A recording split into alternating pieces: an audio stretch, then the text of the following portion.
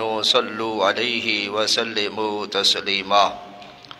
درود پاک بآواز بلند۔ الصلاۃ والسلام علیک یا سیدی یا رسول اللہ وعلی آلک وصحابک یا حبیب اللہ۔ الصلاۃ والسلام علیک یا سیدی یا رسول اللہ وعلی آلک وصحابک یا حبیب اللہ۔ الصلاۃ والسلام علیک یا سیدی یا رسول اللہ وعلی آلک وصحابک یا حبیب اللہ۔ مولاي صل وسلم دائما أبدا على حبيبك خير الخلق كلهم۔ مولاي صل وسلم دائما أبدا على حبيبك خير الخلق كلهم۔ محمد سيد الكونين والثقلين والفريقين من عرب ومن عجم۔ مولاي صل وسلم دائما أبدا على حبيبك خير الخلق كلهم، فإن من جودك الدنيا وذرتها ومن علومك علم اللوح والقلم۔ مولاي صل وسلم دائما أبدا على حبيبك خير الخلق كلهم، يا أكرم الخلق ما لي من ألوذ به سواك عند حلول الحديث العمام۔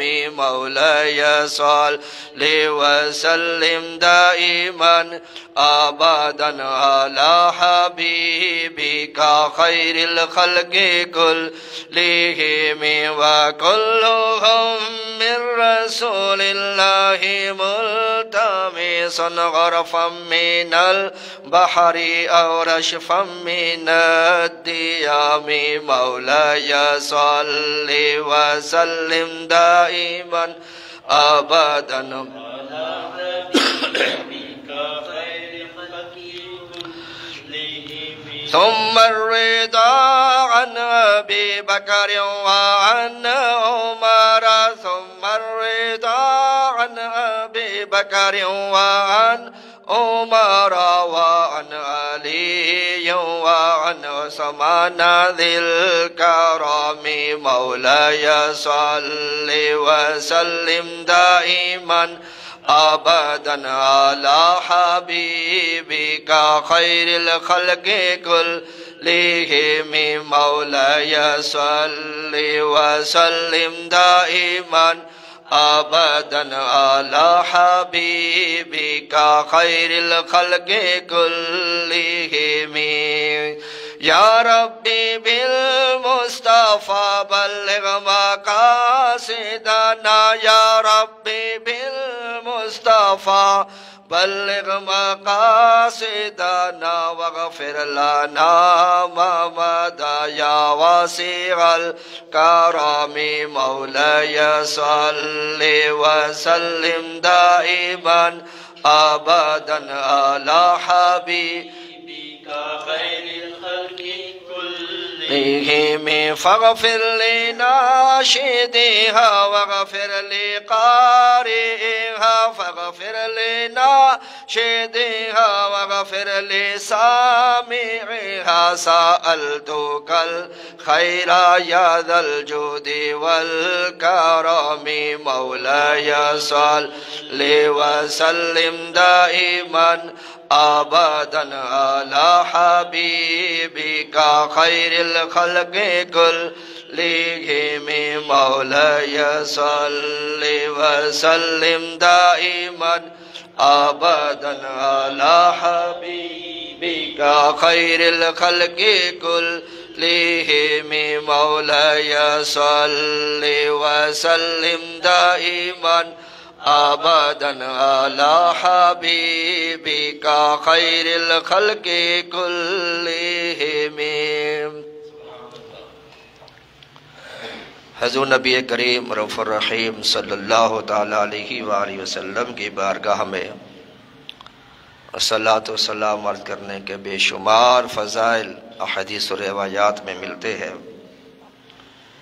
حضور تاجدار مدینہ راحت قلب و سینہ باعث نزول سکینہ صلی اللہ تعالیٰ علیہ وآلہ وسلم نے ارشاد فرمایا، جو بندہ ایک مرتبہ مجھ پر درود و سلام پڑھتا ہے اللہ تعالیٰ اس کے لیے 10 نیکیاں لکھ دیتا ہے، 10 خطائیں اس کی مٹا دیتا ہے، 10 درجات اس کے بلند کر دیتا ہے۔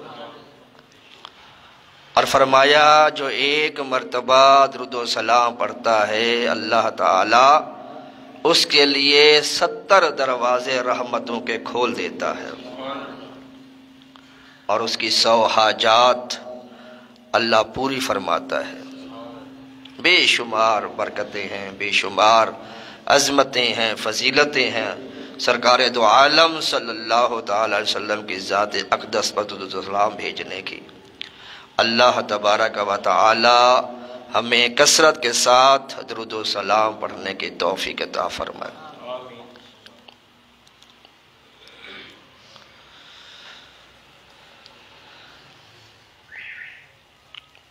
سورۃ حدید کی آیت نمبر 18 اللہ تبارک و تعالی ارشاد فرماتا ہے، ان المصدقین والمصدقات، بے شک صدقہ دینے والے مرد اور صدقہ دینے والی عورتیں،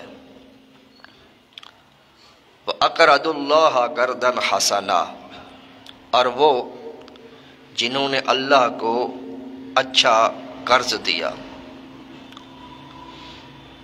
یضاعف لہم، ان کے لیے دونے ہیں یعنی دگنا ہے، وَلَهُمْ أَجْرٌ کریم، اور ان کے لیے عزت کا ثواب ہے۔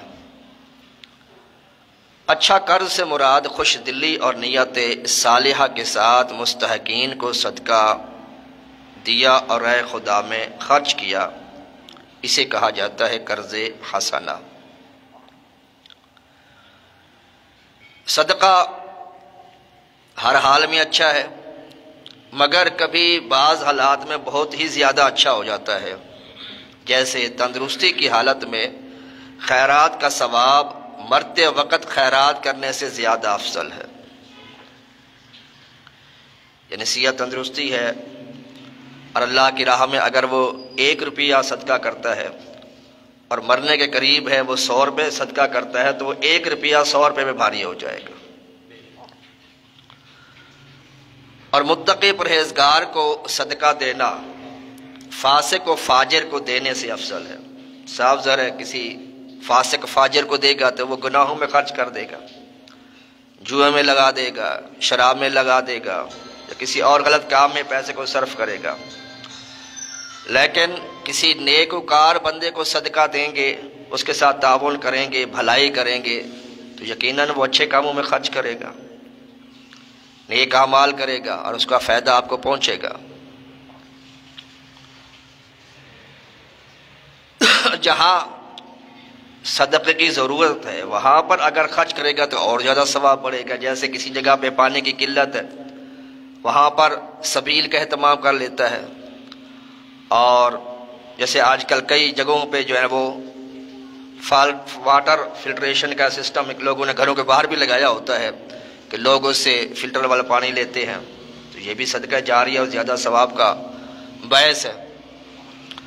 حضور اکرم صلی اللہ تعالیٰ علیہ وآلہ وسلم نے ارشاد فرمایا، انسان کے ہر جوڑ کے بدلے میں صدقہ ہے، اور ہر جوڑ کے عوض ہر دن میں اسے چاہیے کہ وہ صدقہ کرے، اور یہ بھی یاد رکھیں کہ انسان کے بدن میں تقریباً 360 جوڑ ہے، یعنی کم از کم روزانہ 360 صدقات بندے کو دینے چاہیے۔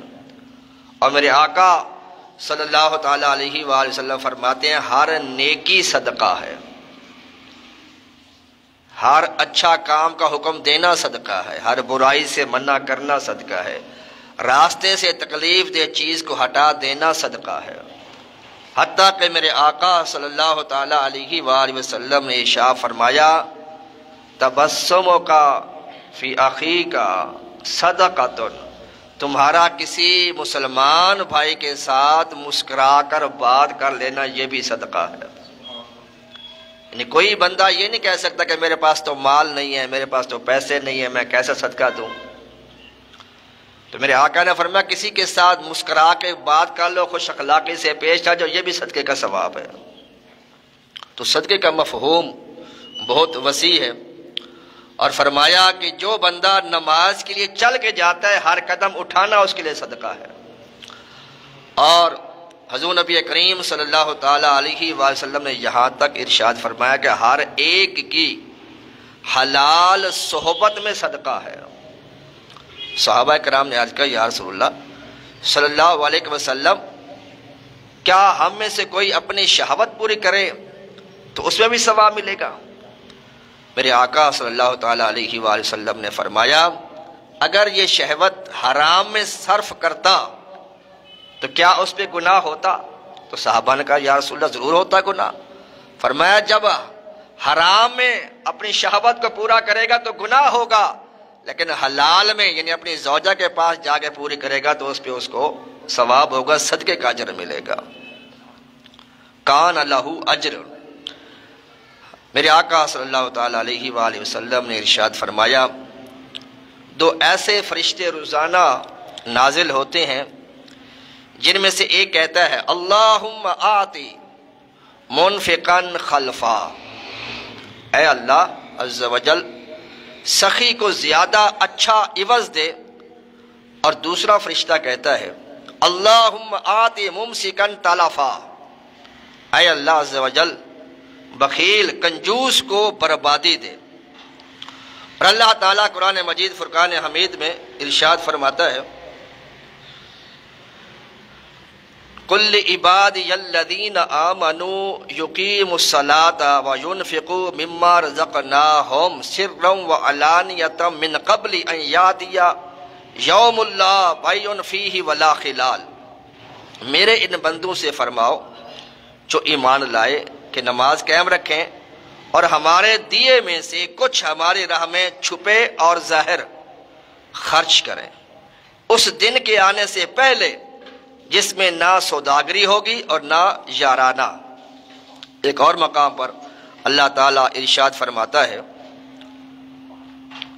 وَمَا لَكُمْ أَلَّا تُنْفِقُوا فِي سَبِيلِ اللَّهِ،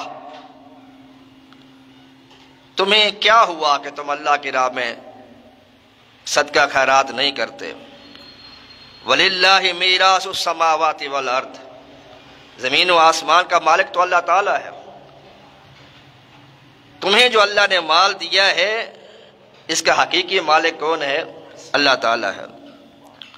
اور میرے آقا صلی اللہ تعالیٰ علیہ وآلہ وسلم نے ارشاد فرمایا فَاتَّقُوا النَّارَ، اپنے آپ کو جہنم کی آگ سے بچاؤ، وَلَوْ بِشِقٍّ تَمْرَةٍ، اگرچہ کھجور کی ایک کاش کے ذریعے تمہیں اپنے آپ کو بچانا پڑ جائے، یعنی اگر تمہارے پاس کچھ بھی صدقہ کرنے کے لیے ایک کھجور تو دور کی بات، فرمایا کھجور کا تھوڑا سا حصہ ایک کاش بھی اگر دے سکتے ہو اللہ کی راہ میں تو دو، تاکہ تمہیں جہنم کی آگ سے محفوظ کیا جا سکے۔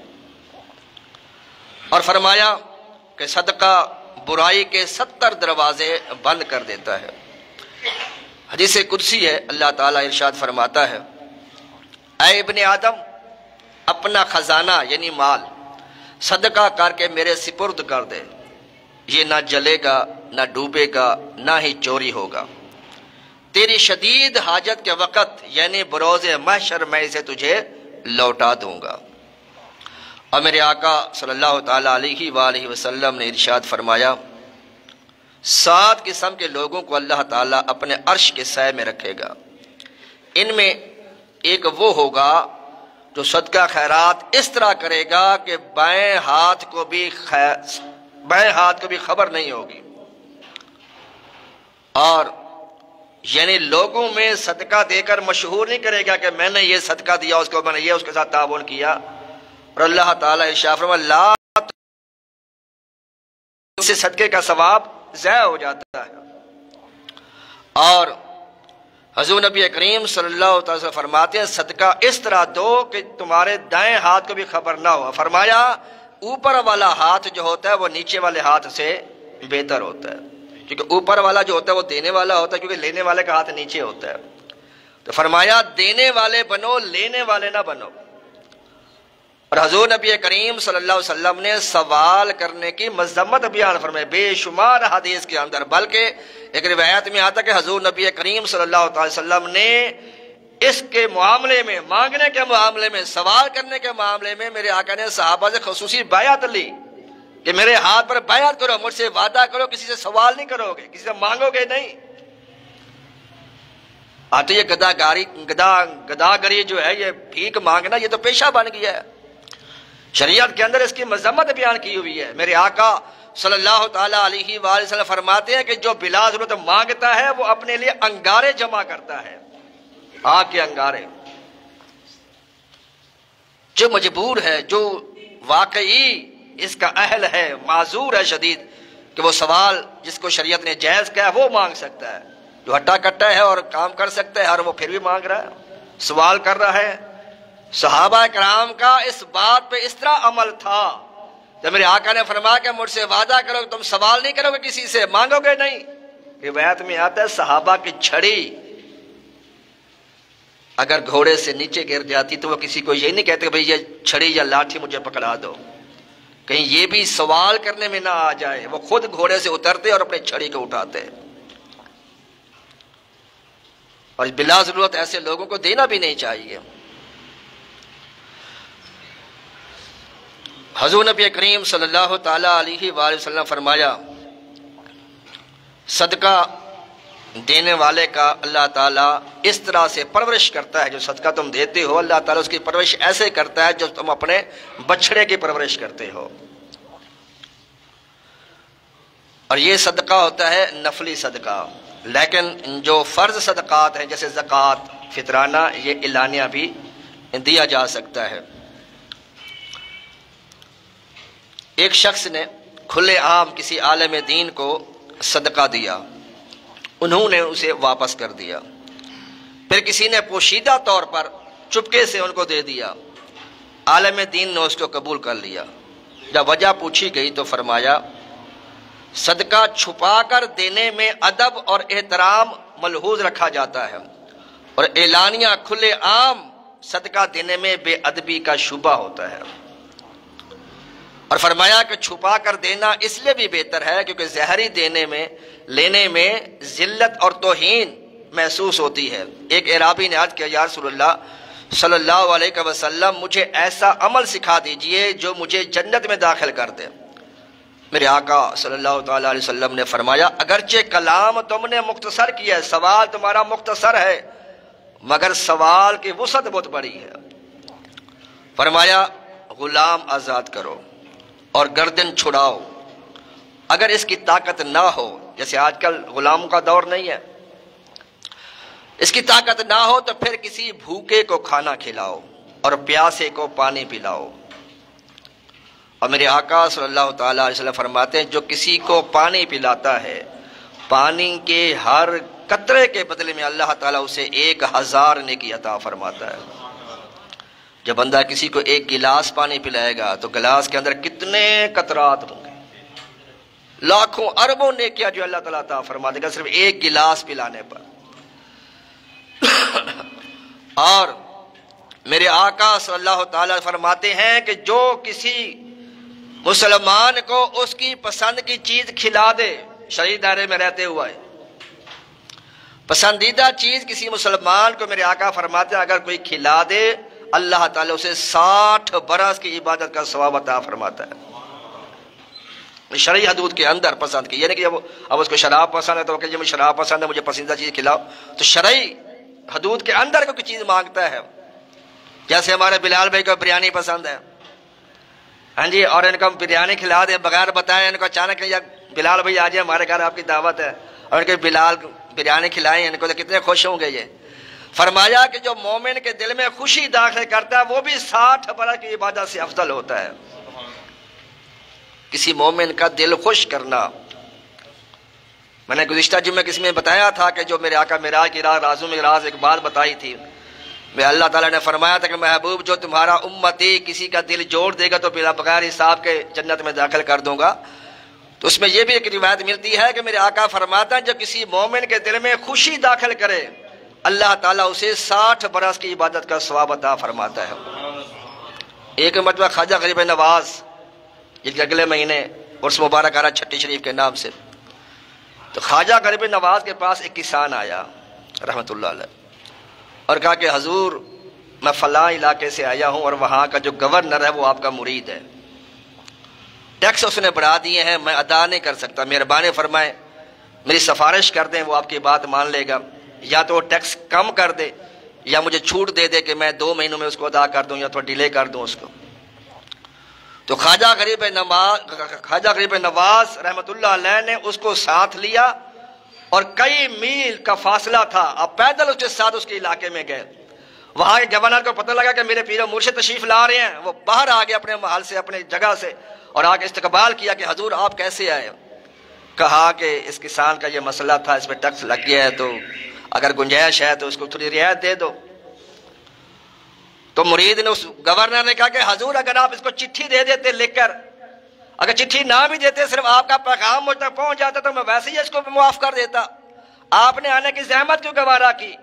تو خواجہ صاحب نے فرمایا مجھے پتہ ہے اگر میرا پیغام بھی پہنچ جاتا تو اس پہ عمل کرتا اور اس کی رعایت کرتا، لیکن جو فاصلہ چلتے ہوئے پیدل اس کے ساتھ میں نے گزارا ہے اور جو اس کے دل میں خوشی داخل ہوئے کہ آج اللہ کے ولیوں کا سردار میرے ساتھ چل رہا ہے، اس کے دل کے اندر جو خوشی ہے وہ میں حاصل نہ کر سکتا. اللہ والے لاج رکھتے ہیں، لجپال ہوتے ہیں اللہ کے نیک بندے.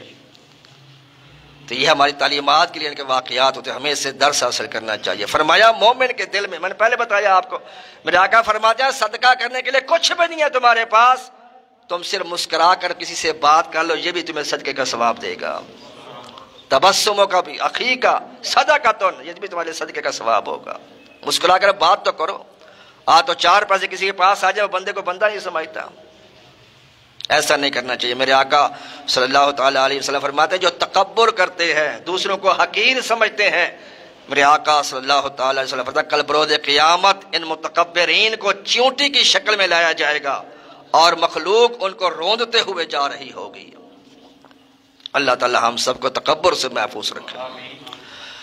حضور نبی کریم صلی اللہ علیہ وسلم فرمایا افضل صدقۃ ان تشبع کبد جائع، افضل صدقہ یہ ہے کہ تو بھوکے کلیجے کو سیر کر دے. اور فرمایا جو کسی مسلمان کو بھوکے کو کھانا کھلائے اللہ تعالیٰ اسے جنت کے پھل کھلائے گا، جو کسی مسلمان کو پانی پلائے گا اللہ تعالیٰ شراب طہور پلائے گا، جو کسی مسلمان کو کپڑے پہنائے گا اللہ تعالیٰ اسے جنت کی پوشاکیں عطا فرمائے گا. میرے آقا صلی اللہ تعالی وسلم نے یہ بھی ارشاد فرمایا فَإِنَّ الْعَائِدَ فِي صَدَقَتِهِ كَالْكَلْبِ الَّذِي يَعُودُ فِي قَيْئِهِ، جو صدقہ دے کر واپس لے لے، فرمایا وہ ایسے کتے کی مثال ہے کہ جو الٹی کر کے کہے کر کے اس کو چاٹ لیتا ہے. کسی کو دے دیا ہے اللہ کی رضا کے لیے دے دیا ہے، واپس اس سے مطالبہ نہ کرے. صدقے کے بے شمار فضائل ہیں. ایک مرتبہ ایک یہودی اپنے مسلمان غلام کو 4 درہم دیے کہ بازار سے جا کر، یہودی تھا اس کا غلام تھا جو وہ مسلمان تھا، اس کو 4 درہم دیا اس نے کہ بازار سے جا کے سودا لے آؤ. وہ غلام 4 درہم لے کے گھر سے باہر نکلا. راستے میں حضرت منصور بن عماد رحمۃ اللہ علیہ بیان فرما رہے تھے، یعنی میلاد شریف کی محفل تھی، وہ بیان فرما رہے تھے. انہوں نے کہا، یعنی دوران بیان انہوں نے کہا اس محفل میں جو 4 درہم صدقہ کرے گا میں اس کے لیے 4 دعائیں کروں گا. لوگ تو دور دور سے دعائیں کرانے کے لیے جاتے ہیں، تو اس نے سوچا کہ یار بڑا اچھا موقع ہے، میرے پاس 4 درہم ہے، چلو 4 دعائیں میں کراتا ہوں. اس نے 4 درہم ان کے حوالے کر دے کہ حضور یہ میری طرف سے صدقہ ہے، اب جہاں اس کو چاہیں خرچ کریں. اب میرے لیے آپ 4 دعائیں کریں۔ انہوں نے کہا کون سی 4 دعائیں کرانی ہیں؟ غلام نے کہا میں غلام ہوں، دعا کریں میں آزاد ہو جاؤں۔ دوسری دعا یہ کرے کہ میں فقیر ہوں، مفلس ہوں، تونگر ہو جاؤں، غنی ہو جاؤں۔ تیسری دعا یہ کرے کہ میرا یہودی آقا جو وہ یہودی ہے، دعا کریں وہ مسلمان ہو جائے۔ اور چوتھی دعا یہ کریں کہ میری اور میرے آقا کے اللہ بخشش فرما دے، انہیں مسلمان ہونے کے بعد اللہ اس کی بھی مغفرت فرما دے، میری بھی بخشش فرمائی۔ 4 دعائیں کرائی اس نے۔ اب 4 دن ہم تو اس نے دے دیا ان کو، خالی ہاتھ واپس آ گیا۔ یہودی نے کہا کہ چیزیں نہیں لے کے آیا؟ اس نے کہا حضور اس طرح میں جا رہا تھا، راستے میں پھر وہ ایک میلاد ہو رہا تھا، میں نے وہاں انہوں 4 دعاؤں کو کہا تو میں نے، اس نے کہا اچھا کون کون سی دعائیں کرائیں؟ یعنی اس نے سختی نہیں کی بلکہ پوچھا کہ تو نے وہ 4 درہم دے تو دیے، دعائیں کون سی کرائیں؟ اس نے کہا پہلی دعا تو میں نے یہ کرائی کہ میں غلام ہوں، میں آزاد ہو جاؤں۔ اس نے کہا جا میں نے تیرے رب کی رضا کے لیے آزاد کیا، پہلے دعا قبول ہوگی، تجھے آزاد کیا۔ دوسری دعا کیا کی؟ اس نے کہا میں نے دعا کرائی کہ میں فقیر ہوں، مفلس ہوں، میرے پاس مال نہیں ہے، مجھے مال مل جائے۔ وہ اندر گیا، مال کی پوٹلی لے کے آیا، فرمایا یہ تیرے حوالے کی میں نے۔ دوسری دعا بھی قبول ہو گیا۔ اچھا تیسری دعا کیا کہا تھا؟ اس نے کہا تیسری دعا میں نے یہ کرائی تھی کہ میرا جو مالک ہے وہ مسلمان ہو جائے۔ اس نے کہا پھر کلمہ پڑھا میں مسلمان ہوتا ہوں۔ اس نے کلمہ پڑھا، مسلمان ہو گیا۔ اچھا چوتھی دعا کیا کرائی تھی؟ اس نے کہا چوتھی دعا یہ کرائی تھی کہ یا اللہ میری بھی بخشش کر دے، میرے آقا کی بھی بخشش کر دے۔ تو اب اس نے سر جھکا لیا کہ یہ میرے اختیار میں نہیں ہے، جو میرے اختیار میں تھا وہ میں نے کر دیا، تجھے آزاد بھی کر دیا، مال بھی دے دیا، اور میں نے جو ہے یہ مغفرت بخشش یہ تو اللہ کے ذمہ کرم پر ہے۔ تو غیب سے آواز ہی اے میرے بندے جو تیرے اختیار میں تھا وہ تو نے کیا، جو ہمارے اختیار میں ہے کہ ہم تیرے بھی بخشش کرتے ہیں، اس غلام کی بھی بخشش کرتے ہیں۔ یہ 4 درہم اللہ کی راہ میں صدقہ کرنے کا حکم دیا گیا۔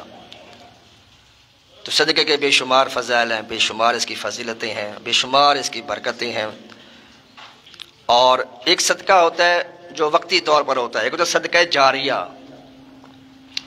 صدقہ ایک یہ ہو گیا کہ آپ نے جیسے چیل گوشت وغیرہ لوگ بیچ رہے ہوتے ہیں اور چیلوں کو ڈالتے ہیں، پرندوں کو ڈالتے ہیں، وہ بھی صدقہ ثواب ہے۔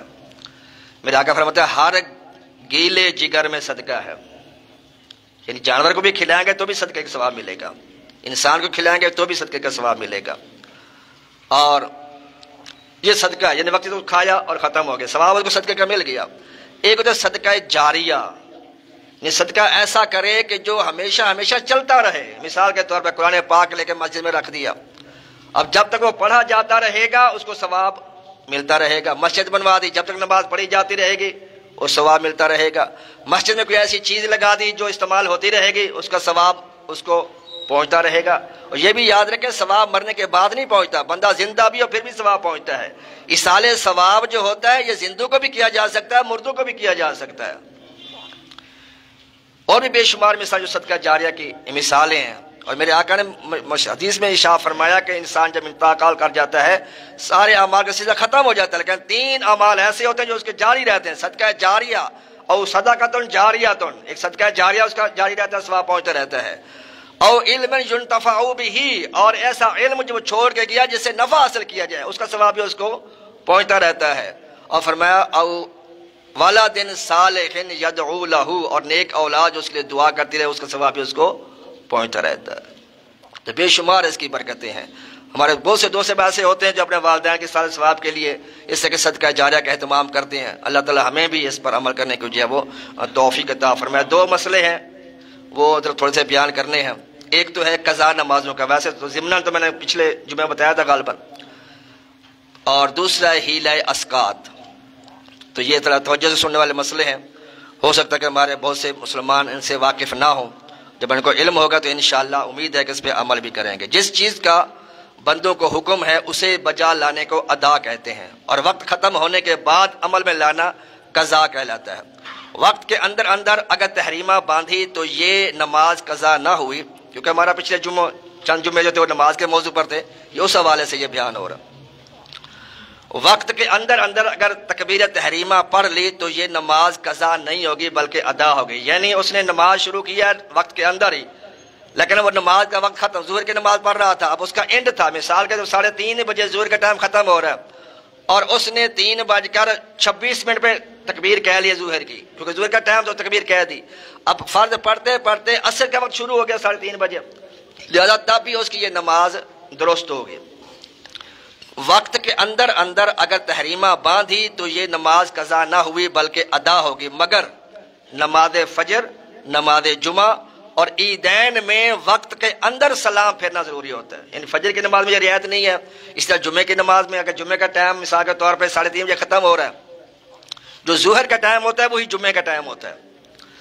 جب جمعے کا ٹائم ختم ہوا تو عصر کا ٹائم شروع ہو گیا، تو جمعے کی نماز کو، فجر کی نماز کو اور عیدین کی نماز کو وقت کے اندر سلام پھیرنا ضروری ہوتا ہے۔ اس کے علاوہ جو نمازیں ہیں، ظہر ہو گئی، اسی طرح جو ہے وہ عصر ہو گئی، اسی طرح جو ہے وہ مغرب ہو گئی، یہ اگر شروع کیا وقت میں اور اختتام کیا دوسرے وقت میں تو بھی وہ ادا شمار ہوگی۔ بلا عذر شرعی نماز قضا کر دینا سخت گناہ ہے، اس پر فرض ہے کہ اس کی قضا پڑھے، سچے دل سے توبہ کرے۔ صرف توبہ کیے جانے سے، کانوں کو ہاتھ لگانے سے نماز معاف نہیں ہوتی، بلکہ ابن عباس رضی اللہ تعالیٰ روایت کرتے ہیں کہ میرے آقا صلی اللہ تعالیٰ علیہ وسلم فرماتے ہیں کہ جو بندہ گناہ پر قائم رہ کر توبہ کرتا ہے وہ ایسا ہے جیسے اللہ تعالیٰ سے ٹھٹھا کرتا ہے۔ وہ یعنی گناہ بھی کیے جا رہا ہے اور توبہ بھی کری جا رہا ہے۔ گناہ کرنے کے بعد اللہ کے بارگاہ میں توبہ کرے اور یہ ارادہ کرے کہ یا اللہ اب میں گناہ نہیں کروں گا، پکی نیت کرے، یا ایھا الذین آمنوا توبوا الی اللہ توبۃ نصوحا، پکی سچی توبہ کرے۔ پھر اگر بتقاضا بشریت غلطی ہو جائے، گناہ ہو جائے، پھر توبہ کرے، اللہ پھر معاف کر دے گا۔ وہ تو فرماتا ہے لا تقنطوا من رحمت اللہ، اور فرمایا کہ اے میرے بندے اگر تیرے گناہ زمین و آسمان کے گناہوں سے بھر دیں اور تو ایک مرتبہ سچی توبہ کر لے، سارے گناہوں کو معاف کر دوں گا۔ تواب الرحیم ہے اللہ تعالیٰ۔ تو توبہ کرے، گناہ کی جو نمازیں قضا کی اس نے، اب اس کو ادا کرنے کی نیت کرے۔ جس کے ذمے بہت زیادہ نمازیں ہوں تو ان کی کیلکولیشن کر لے اس کی۔ مثال کے کسی کے 10 سال کی نمازیں ہیں، 8 سال کی نمازیں ہیں، 15 سال کی نمازیں ہیں، اور روزانہ ہر نماز کے ساتھ ایک نماز قضا بھی ادا کرتا جائے۔ یعنی فجر کی پڑھی ہے تو اس کے ساتھ ایک فجر قضا پڑھ لے۔ اور نیت کیا کرنی ہے اس میں بتاتا ہوں آپ کو۔ اس کی نیت کا طریقہ یہ ہے، اور یہ 20 رکعتیں ہوتی ہیں، یعنی 2 فجر کے فرض پڑھنے ہوتے ہیں اور 4 ظہر کے، 4 عصر کے، 3 مغرب کے، 4 عشاء کے اور وتر کے بھی 3 جو ہے وہ قضا پڑھنے ہوتے ہیں۔ لیکن جو قضا وتر پڑھے جاتے ہیں اس میں تکبیر میں ہاتھ اٹھائے نہیں جاتے، تکبیر کہہ کے دعا قنوت جو ہے وہ ادا کی جاتی ہے۔ اب جو جس کی ذمہ زیادہ قضا نمازیں ہیں ان کا طریقہ میں بتا دیتا ہوں، غور سے سنیں۔ اس میں 4 رعایتیں ہیں، تخفیفیں ہیں۔ رکوع اور سجود میں 3 بار تسبیح کہنے کی بجائے ایک بار سبحان ربی العظیم کہیں، سبحان ربی الاعلیٰ کہیں، ٹھیک ہے جی۔ دوسری رعایت یہ ہے کہ فرضوں کی تیسری اور چوتھی رکعت میں الحمد شریف کی جگہ 3 دفعہ سبحان اللہ سبحان اللہ سبحان اللہ کہہ کے رکوع کر لیں۔ تیسری رعایت یہ ہے کہ آخری اتحیات میں تشہد کے بعد، یعنی اتحیات عبد و رسولوں کے بعد اللہم صلی علی محمد و آلہ، درود ابراہیم پورا نہ پڑھے، ربنا اغفر لی ولوالدی یہ بھی نہ پڑھے، صرف اتنا کہ عبد و رسولوں پڑھ کر اللہم صلی علی محمد و آلہ کہہ کر سلام پھیر دے۔ یہ 3 رعایتیں ہو گئیں جو قضا نماز جس کی زیادہ ہیں۔ اور چوتھی رعایت یہ ہے کہ وتر میں جو دعا قنوت پڑھتے ہیں ہم، اللہم انا نستعینک، وہ کافی لمبی ہے وہ بھی، تو اس کی بجائے سے 3 دفعہ رب اغفر لی رب اغفر لی رب اغفر لی کہہ کر رکوع کر لے۔ یہ 4 رعایتیں ہیں، تو یہ بڑی آسانی کے ساتھ بندہ اگر طریقہ سیکھ لے اور پڑھتا جائے تو بہت جلدی اس کی نمازیں جو ہے وہ جتنی قضا ہو چکے وہ ساری ادا ہو جائیں گے۔ اگر سفر میں نمازیں قضا ہوئی ہیں تو وہ قصر والے ہی قضا ادا کرے گا۔ اب دیکھ لے کب کتنا عرصہ سفر میں رہا، کتنی نمازیں سفر میں اس کی جو ہے وہ قضا ہوئی۔ اگر قضا نہیں یاد سفر کی تو وہ ساری ادا اسی طرح پوری ادا کرے اس کی۔ اور یہ بھی یاد رکھیں جو مسافر ہوتا ہے اس کی اگر امام مقیم ہوگا وہاں کا، سفر کی جو فاصلہ ہے وہ ہے 57.5 میل، تقریباً 92 کلومیٹر۔ یہ ہے شرعی سفر۔ اگر کوئی 92 کلومیٹر کا سفر اختیار کرتا ہے اور 15 دن سے کم رہنے کی اس کی نیت ہے تو یہ شرعی مسافر ہوتا ہے، اس کے لیے آدھی نماز معاف ہوتی ہے۔ آدھی نماز سے مراد یہ ہے جو 4 فرض ہیں وہ 2 ہو جاتے ہیں، باقی سنتیں نفل ساری پڑھی جاتی ہے۔ لیکن اگر وہاں کا امام جماعت کرا رہا ہے، آپ اس کے پیچھے پڑھ رہے ہیں تو پھر آپ کو پوری ہی پڑھنی پڑے گی، 4 رکعتیں پڑھنی پڑیں گی۔ تو یہ تو ہو گیا قضا عمری کا طریقہ۔ ایک اور ہے حیلہ اسقاط۔ یعنی بہت سے ہمارے مسلمان ایسے بھائی ہوتے ہیں جو عمدن سہون غلطی کر کے بیچارے نمازیں چھوڑ دیتے ہیں اور ان کا انتقال ہو جاتا ہے. اب مرنے کے بعد چونکہ وہ نماز ادا نہیں کر سکتے، قضا بھی نہیں کر سکتے وہ، اب اس کے لیے شریعت نے ایک طریقہ بنایا ہے ہیلہ اسقاط، کہ ان کی طرف سے نمازوں کا، روزوں کا، زکوٰۃ کا جو ہے کہ ہیلہ اختیار کیا جائے تاکہ ان کی طرف سے چیزیں ادا ہو جائیں. یہ بھی شریعت کے اندر باتیں جو ہے وہ موجود ہے. دراصل یہ بھی میت کی ایک طرح سے معاونت ہوتی ہے، میت کی مدد کرنا ہوتی ہے، اسے ہیلہ اسقاط کہتے ہیں. اس کا طریقہ یہ ہے کہ جو میت ہے اس کی عمر معلوم کی جائے، اس میں سے عورت کے لیے 9 سال اور مرد کے لیے 12 سال، یہ نابالغی کے دن ہوتے ہیں. شریعت میں لڑکی جو ہے وہ 9 سال کی بالغ شمار ہوتی ہے اور جو لڑکا ہے وہ 12 سال کی عمر میں جو ہے وہ بالغ شمار کیا جاتا ہے. تو ان کی عمر میں سے یہ نکال دیں عمر، عورت کے 9 سال اور مرد کے 12 سال. اس کے بعد کی عمر جتنی بنتی ہے اس کے حساب سے لگا لے کتنے سال بنتے ہیں جس میں اس نے نمازیں نہیں پڑھی. اب ایک نماز کا جو فدیہ ہے وہ ہے صدقہ فطر کے برابر، اور صدقہ فطر تقریباً 2 کلو گرام گندم سمجھ لیں. یہ تقریباً سمجھ لیں کہ مگر 85 روپے کلو ہے، 80 روپے بھی ملتی ہے، چلو 150 سمجھ لیں. یعنی ایک نماز کا جو فدیہ ہے وہ کتنا ہے جی؟ 150 روپیہ. اب روزانہ کی جو نمازیں وہ کتنی ہیں؟ لیکن 6. وطر جو ہے یہ بھی علیحدہ سے ایک نماز ہے. وطر بھی یہ عشاء کا حصہ نہیں ہے.